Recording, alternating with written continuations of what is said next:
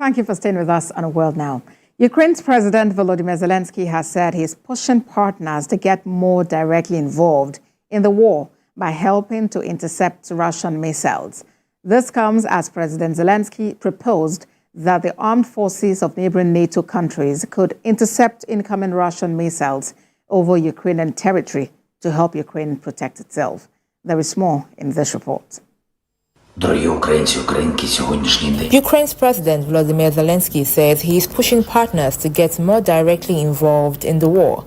President Zelensky argues that if countries could not supply the planes straight away, they could still fly them from neighboring NATO states and shoot down Russian missiles. The Ukrainian president is also negotiating with international partners to use their weapons to strike Russian military hardware at the border and further inside Russian territory. The High Representative for Disarmament Affairs told Security Council that in the context of the war in Ukraine, importing, transit, producing and exporting states must act responsibly.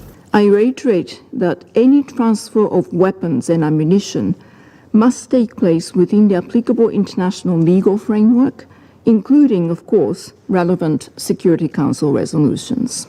Importing, transit, producing and exporting states must act responsibly at every step along the arms and ammunition transfer chain to prevent diversion, illicit trafficking, and misuse. Pre-transfer risk assessments, marking and record-keeping practices, as well as tracing capabilities are of utmost importance. U.S. Secretary of Defense also gave remarks at a virtual Ukraine Defense Contact Group meeting. Meanwhile, officials say the offensive of the Russians in Volchaks have been suffocated.